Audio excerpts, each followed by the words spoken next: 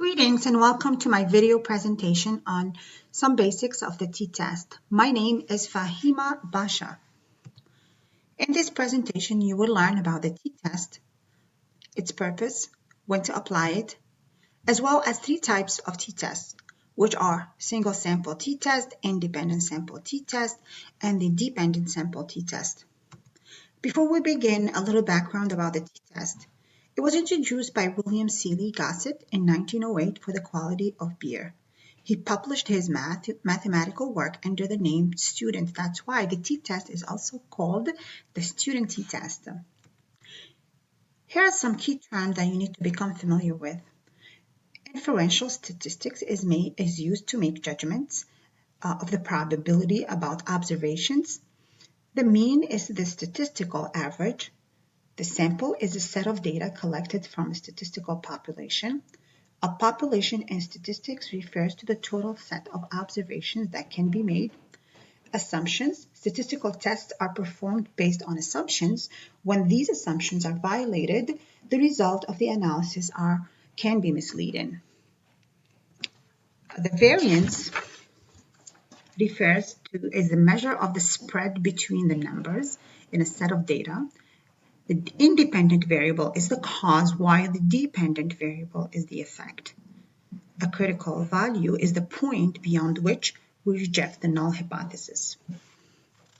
The purpose of the t-test is to find evidence of the difference between the means of two populations and to determine whether the difference is statistically significant.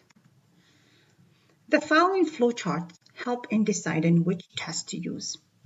If we're comparing the mean and the sample, and we're comparing the means of a sample and a population, and the variance is not known, then we use the one sample t-test. If we're comparing the means and it's two samples, and we're comparing two samples, and the variables are independent, then we use the independent sample t-test. If we're comparing the means of two samples, then and the variables are dependent, then we're going to use the paired sample t-test, which is also called the dependent sample t-test. It is also worth mentioning that if the sample size is less than 30, that's where we use a t-test. If not, then the z-test is more appropriate. The following are the steps when conducting the t-test. First, state the hypothesis. The null hypothesis states that there is no difference between the means. State the level of risk. This refers to the level of significance or error associated with the null hypothesis. Step 3, select the test, so the statistical test, which in this case is the t-test. Step 4, compute the value of the t-test using the appropriate formula. This value is also called the obtained value. Step 5, use the appropriate table of critical values, or the t-value, which is going to be used to reject the null hypothesis. In step 6, compare the value obtained with the critical value.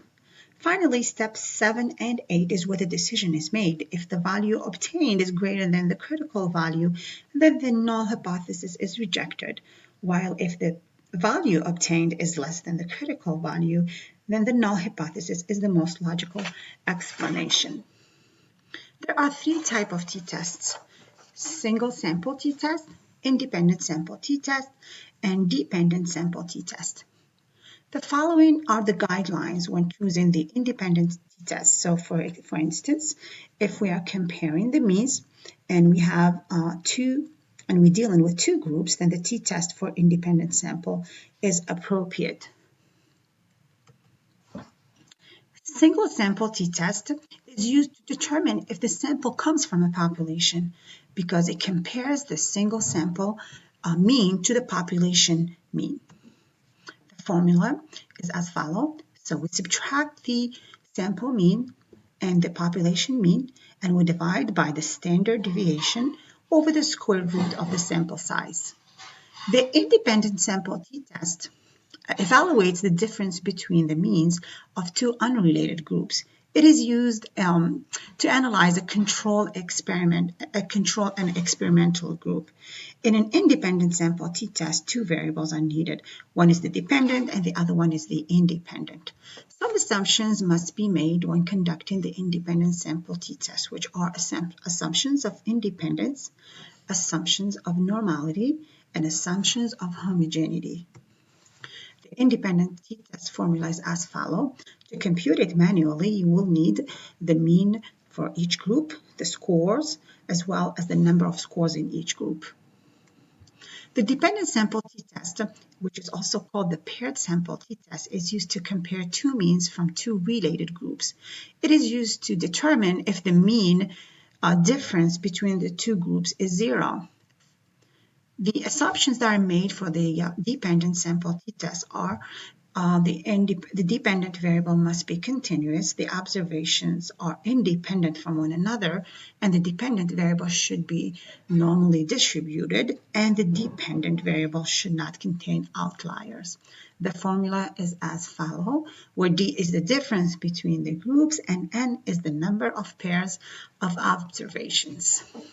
Finally, we need to make an interpretation of the t-test. So we interpret the t-test using the effect size, which measures how different two groups are from one another. The formula is as follows. D equals the difference between the mean of group 1 minus the mean of group 2 divided by the standard deviation. This effect size is also referred as Cohen's d. Here are some guidelines to follow when interpreting Cohen's d. If the range of the